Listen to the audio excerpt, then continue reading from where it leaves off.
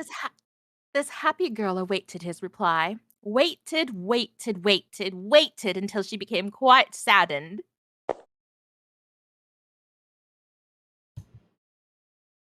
It's already been a few It's already been a few days. He must not have liked the idea. My sighs were heavy as I entered the academy for the day. I'd made several attempts to speak with him in a friendly manner since then. Each time, he would respond to my proddings with the same brevity he expressed to the world before we met. We were a splendid failure in communication, he and I. He said nothing about the letter when I asked. I hope he hasn't thrown it away. My gloom was building when my eyes wandered to the courtyard from the hallway. What? I could see a familiar nest of hair. Is that Jack? It was certainly him. He was alone, sitting at the base of a massive oak tree. What is he doing there so early in the morning? My curiosity, as it so often did, possessed me, and before I was aware of it, I'd run to greet him. The courtyard was silent in the morning, but welcomely so, with plant life green and sweetly looked after by those charged with tending to it. I was always energized by the scent of freshly cut gardens, and I felt as much refreshment here with each new breath. I never knew the courtyard was so peaceful in the morning. What a lovely place to relax. Does he study here in secret, perhaps? I quietly approached to keep from disturbing him.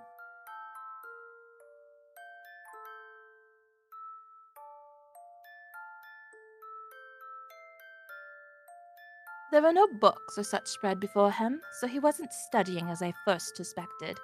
Judging by his posture, rather, he simply fell asleep whilst deep in thought. You can sleep anywhere, can't you, Jack? Then he must have been up all night studying. I should follow his example.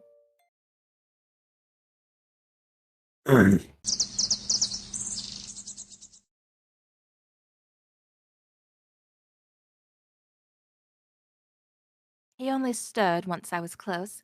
With a timing so apt, I had to wonder if he knew I was there even in sleep. G- Good morning to you, Jack. Oh, it's you. He blinked away the sleep a few times before speaking in a tired voice. Did I wake you? Only 'cause your footsteps stand out a fair bit. Am I really so loud? I didn't mean to be. Don't mind it. Was about to enter the classroom, as it were.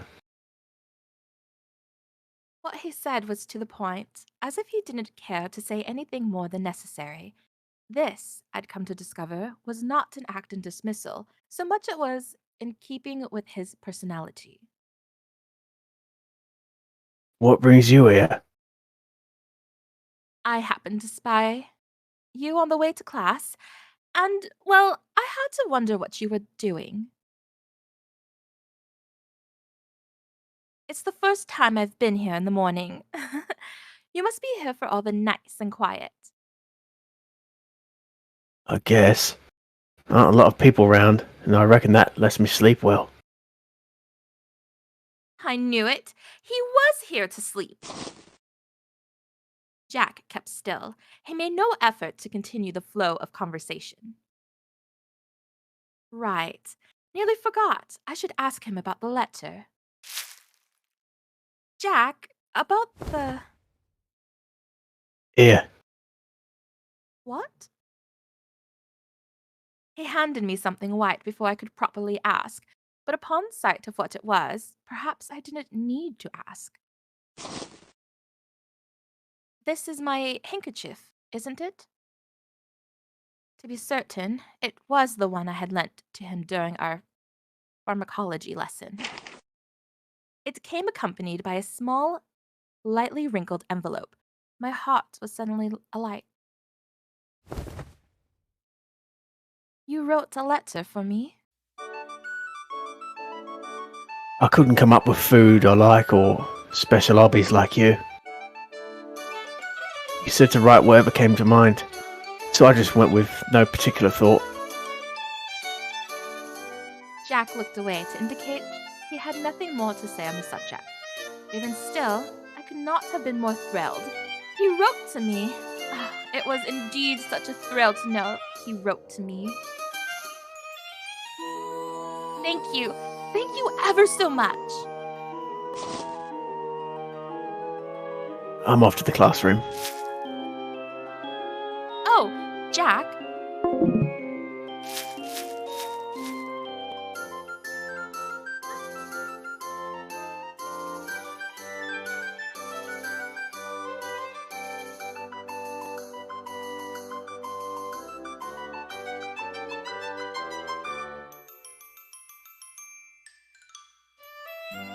It's not that bad. Come on.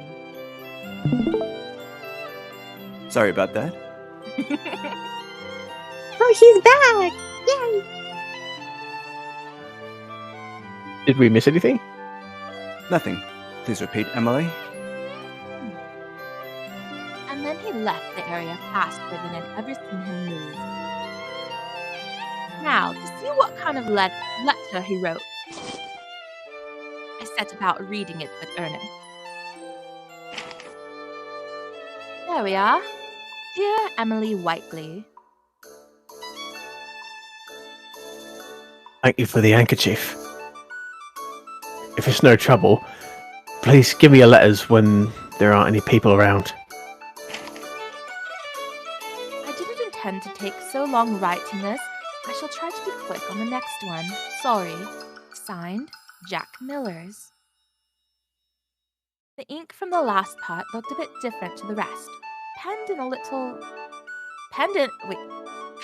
little later, perhaps. I wonder how long he's wanted to give this to me. Was he too embarrassed with our schoolmates around? I slipped the letter back into its envelope and placed it and the handkerchief delicately into my pocket. I'm so pleased to have a reply. Now, to think of what to write next. A burst of energy clipped my heels as I skipped to the classroom.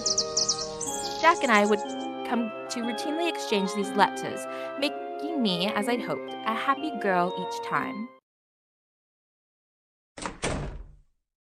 Pendleton was the first to greet me when I returned home. It pleases me to see you coming home at an early hour of late. I expected the sieve between your ears to filter my curfew upon stepping through the front door, but you have done so well that I suspect you've recently swapped for a sturdier utensil. My memory is certainly better than that. Your life to date suggests otherwise. You always know just what to say, Pendleton. Incidentally, might I ask about your smile? You look positively radiant this evening.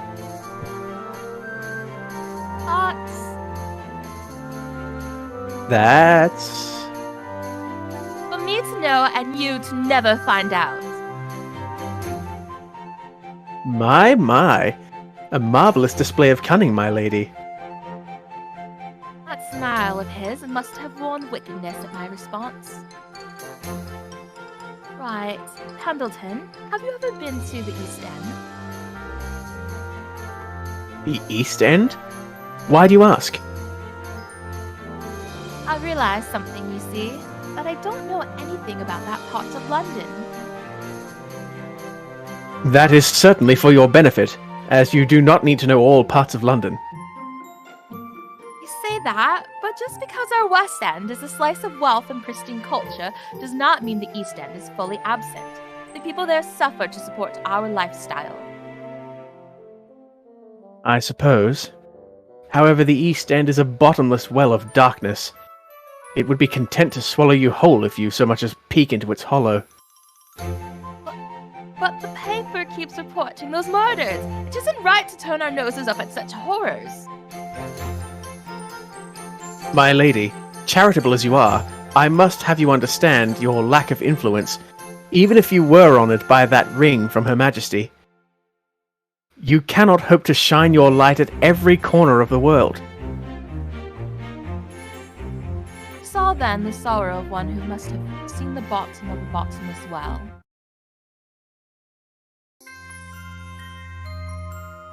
I wonder what I should do now. What shall I do for tonight? I think I'd like to write in my diary. Now would be the perfect time to write in my diary. I opened up to the most recent blank page and dipped my pen in its inkwell. The subject was to be Jack. It all began several years ago. My first time speaking with him had not gone as well as I hoped. Leave off then. Oh, but I so desired to be his friend. A boy that mysterious would have another side to him. He agreed to our friendship, which is how we began to exchange letters with one another.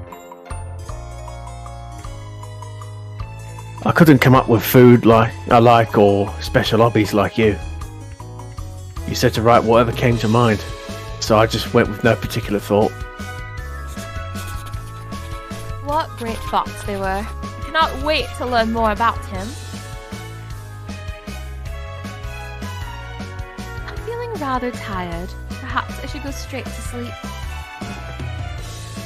I stood from my chair and moved to my bed. I heard a knock on my bedroom door. Come in. Forgive my intrusion, my lady. Pendleton entered alone. I've made some progress regarding the Lady and Lord's deaths. Would now be a good time to report my findings? What did you find? As a start, I researched old acquaintances from when they were students in London. There was nothing suspicious at first. This route proved so spotless that I began to wonder if I'd hit yet another dead end. Patience, however, is a virtue in times such as these.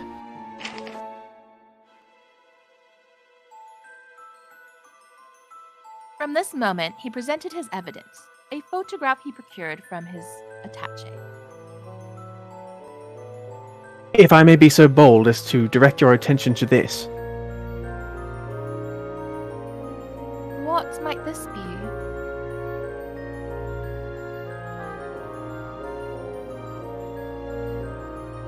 I leant closer to inspect it, and Pendleton in turn made it more convenient for me to see.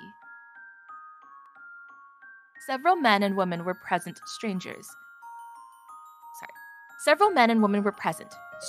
I did not know. Father and mother, and Her Majesty, ever glowing in her youth, stood at the center. This is a record of your parents and their closest companions. I never thought to see Queen Victoria here. Where did you find such a thing? Somewhere surprisingly simple. I borrowed it from the archives of Harrington. After I discussed our circumstances to the headmaster, he was delighted to support a student enrolled at the academy.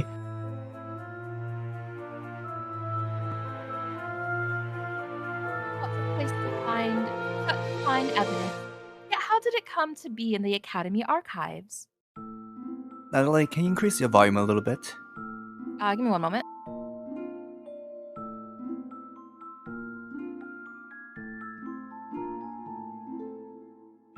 Is that better? Hello? Yes, I think it's slightly better. Continue. What's a place to find such fine evidence?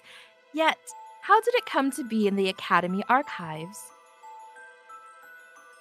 I might guess the answer lies in your mother and father being alumni. Your mother was even the first woman to be in attendance. She too received Her Majesty's ring as a student, The headmaster remembered her well. Then my father must have received his own ring while studying there. Before I became a student, I could not fathom that there were so many young ladies studying as men did for their futures. The idea was inconceivable to me, a distant concept that came with my education, but that was not so when Mother first stepped through the academy gates. This was taken after their graduation, yes? I can see Mother's wedding ring together with Her Majesty's. That is correct. From what I understand, this was taken as a part of a reunion. Lord Robert and Lady Olivia were considered humanitarians, often dedicating their time to the slums with like-minded friends. I never knew that about them. It was to commemorate the establishment of the Harrington Welfare and Education Foundation that this photograph was taken. I imagine Her Majesty was there to celebrate such a memorable day. And so the pieces fall into place.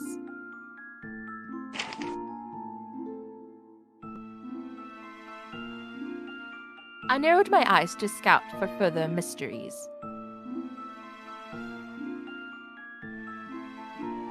Do you happen to know the names of the other people here?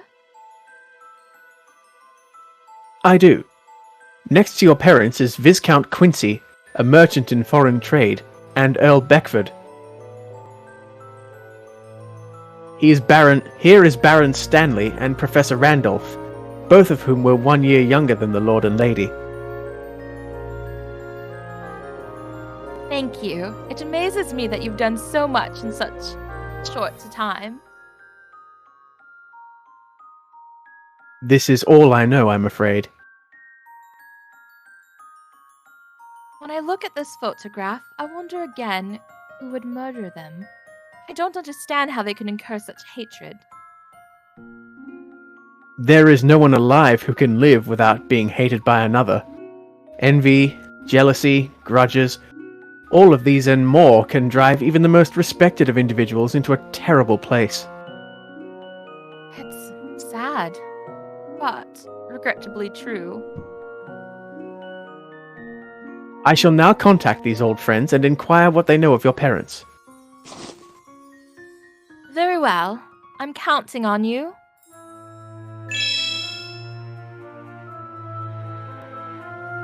Commemorative photo, an important photograph brought to me by Pendleton.